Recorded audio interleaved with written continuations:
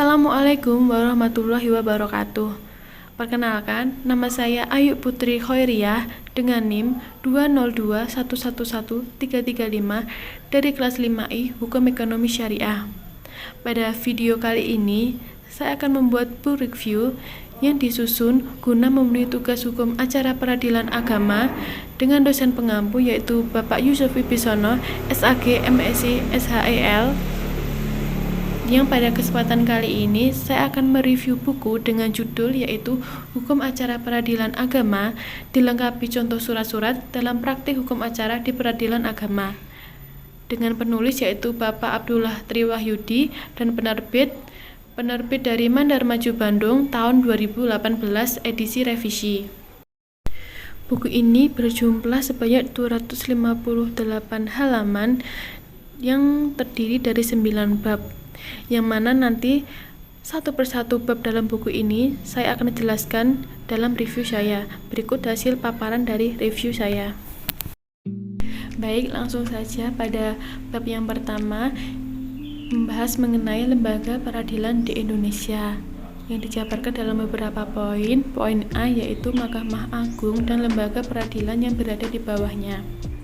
Mahkamah Agung merupakan salah satu pelaksana kekuasaan kehakiman di Indonesia sebagaimana dimaksud dalam Undang-Undang Dasar Republik Indonesia tahun 1945 pasal 24 ayat 2 dan pasal 24 ayat 1 dan Undang-Undang Nomor 48 tahun 2009 tentang kekuasaan kehakiman. Mahkamah Agung berkedudukan di negara Republik Indonesia. Kewenangan Mahkamah Agung diantaranya yaitu menguji peraturan perundang-undangan di bawah undang-undang terhadap undang-undang dasar, serta kewenangan lain yang diberikan oleh undang-undang. Selanjutnya yaitu lembaga peradilan yang berada di bawah MA. Yang pertama yaitu peradilan umum. Peradilan umum diatur dalam Undang-Undang Nomor 2 tahun 1986 tentang peradilan umum. Dan terjadi banyak perubahan, dan perubahan yang kedua yaitu Undang-Undang Nomor 49 tahun 2009 mengenai peradilan umum. Dalam undang-undang ini diatur susunan kekuasaan, kedudukan hakim serta tata kerja administrasi pada pengadilan negeri dan pengadilan tinggi. Selanjutnya yaitu peradilan agama. Peradilan agama ini diatur dalam Undang-Undang Nomor 7 Tahun 1985 tentang peradilan agama, serta banyak terjadi perubahan. Peradilan agama menurut Undang-Undang Nomor 7 Tahun 1989 merupakan salah satu pelaku kekuasaan kehakiman bagi rakyat yang mencari keadilan yang beragama Islam mengenai perkara tertentu yang dimaksud dalam undang-undang. Selanjutnya yaitu peradilan militer diatur dalam Undang-Undang Nomor 31 Tahun 1997 tentang peradilan militer. Selanjutnya yaitu peradilan tata usaha negara. Ini diatur dalam Undang-Undang Nomor 5 Tahun 1986 tentang peradilan tata usaha negara. Selanjutnya yaitu Mahkamah Konstitusi. Mahkamah Konstitusi diatur dalam Undang-Undang Nomor 24 Tahun 2003 tentang Mahkamah Konstitusi dan perubahan yang ada di dalamnya, yang merupakan suatu lembaga negara yang melaksanakan kekuasaan kehakiman yang merdeka untuk menyelenggarakan peradilan guna menegakkan hukum dan keadilan. Mahkamah Konstitusi ini berkedudukan di Ibu Kota Negara Indonesia.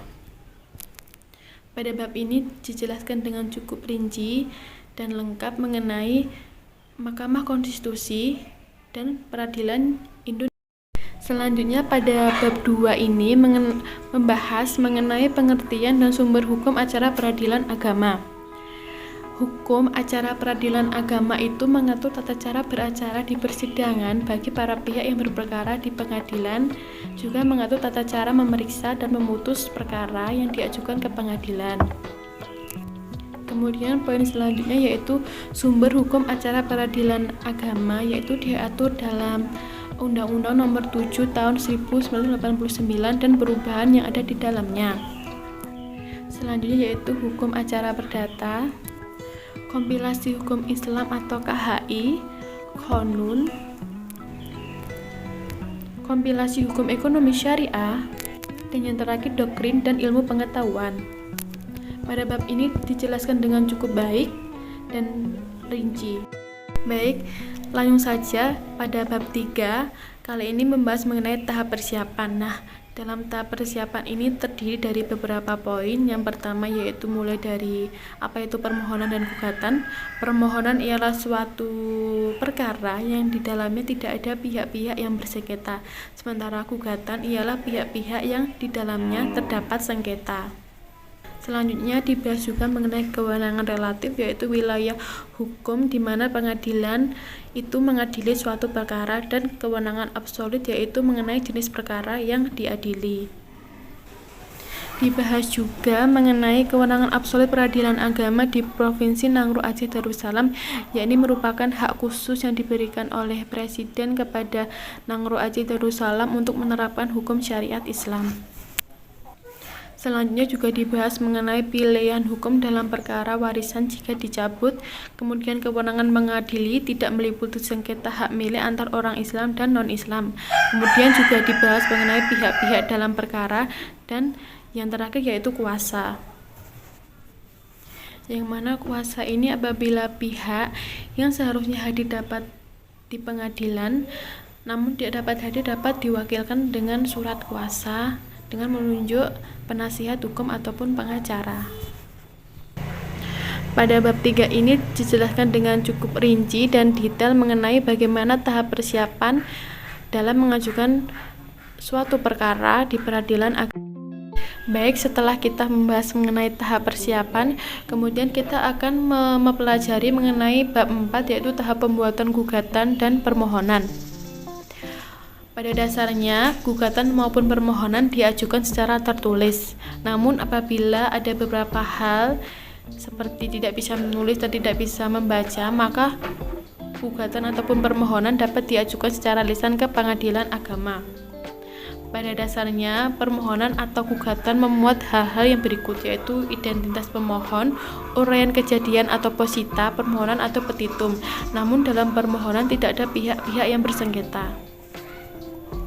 Selanjutnya yaitu putusan serta merta. Ini merupakan putusan yang dapat dijalankan terlebih dahulu walaupun para pihak atau lawan mengajukan banding ataupun kasasi.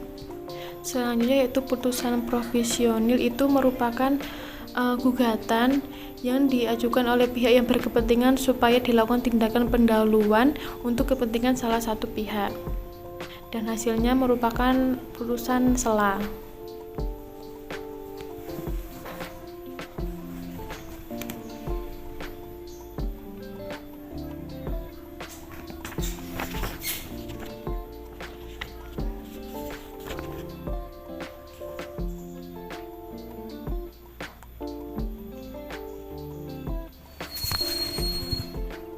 Selanjutnya yaitu sita jaminan. Ini diajukan agar barang-barang yang menjadi jaminan tidak disalahgunakan oleh salah satu pihak. Dan kumulasi gugatan itu adalah gugatan dapat diajukan oleh beberapa pihak, oleh beberapa orang ataupun beberapa lembaga. Pada bab ini dijelaskan dengan cukup rinci dan detail mengenai tahap-tahap pembuatan gugatan dan permohonan. Selanjutnya yaitu bab 5 mengenai tahap pendaftaran gugatan maupun permohonan. Pada bab ini yang pertama yaitu pendaftaran gugatan ataupun permohonan didaftarkan di kepanitriaan pengadilan agama yang berwenang dengan membayar biaya panjar. Setelah selesai didaftarkan, maka panitra akan menyampaikan kepada ketua pengadilan agama untuk menetapkan majelis hakim yang akan memeriksa perkara tersebut. Setelah penetapan majelis hakim, maka akan dilanjutkan mengenai penetapan hari sidang. Setelahnya yaitu pemanggilan para pihak dengan patut dan resmi. Selanjutnya pada bab ke-6 akan membahas mengenai tahap pemeriksaan perkara gugatan yang dijelaskan dalam 2 poin. Yang pertama yaitu yang mungkin terjadi pada saat sidang pertama, yaitu yang mungkin terjadi ialah apabila satu pihak ataupun 2 pihak tidak hadir dalam persidangan, maka sidang akan ditunda dan akan dilakukan pemanggilan kembali pada sidang berikutnya. Selanjutnya yaitu proses pemeriksaan perkara. Yang pertama yaitu mediasi, pembacaan gugatan, jawaban tergugat, eksepsi, dan rekonvensi. Eksepsi ialah sebuah tangkisan, sementara rekonvensi ialah gugat balik. Pada bab ini dijelaskan dengan cukup baik, jelas, dan mudah dipahami. Selanjutnya ada replik, ada duplik, pemeriksaan bukti surat, pemeriksaan saksi ahli, pemeriksaan setempat, dan kesimpulan. Dan yang terakhir yaitu penetapan ataupun putusan mengenai perkara.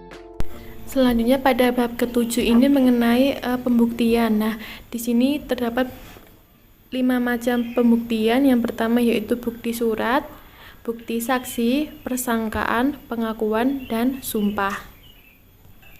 Pada bab ini dijelaskan secara rinci dan jelas serta dapat dipahami oleh pembaca. Selanjutnya yaitu bab yang ke-8 yaitu upaya hukum. Di sini upaya hukum terbagi menjadi 2 yaitu upaya hukum biasa dan upaya hukum luar biasa. Upaya hukum biasa yang pertama yaitu verzet, yaitu putusan yang dijatuhkan apabila tergugat maupun termohon tidak hadir. Kemudian ada banding yang merupakan upaya hukum tingkat pertama, yang mana pemeriksaan ini sebagai pemeriksaan ulang secara keseluruhan. Selanjutnya yaitu ada kasasi sebagai pembatalan atau putusan ataupun penetapan pengadilan pada tingkat banding. Selanjutnya yaitu upaya hukum luar biasa, yaitu yang pertama PK atau peninjauan kembali ialah peninjauan kembali putusan yang telah berkekuatan hukum tetap. Dan yang terakhir yaitu perlawanan pihak ketiga atau derden verzet. Pada bab ke-8 ini dijelaskan dengan cukup baik dan ringkas sehingga mudah dipahami oleh pembacanya nanti. Sampailah kita kepada bab yang terakhir yaitu bab 9 mengenai pelaksanaan putusan, yang mana ialah merupakan rangkaian eksekusi atau rangkaian terakhir dalam proses berperkara di pengadilan, yang mana para pihak telah menerima putusan, tidak ada upaya hukum lagi dan telah diputus oleh pengadilan tingkat terakhir. Alhamdulillah kita telah selesai mereview satu persatu dari bab 1 sampai bab 9 karya dari Pak Abdullah Triwahyudi dengan judul yaitu Buku Hukum Acara Peradilan Agama.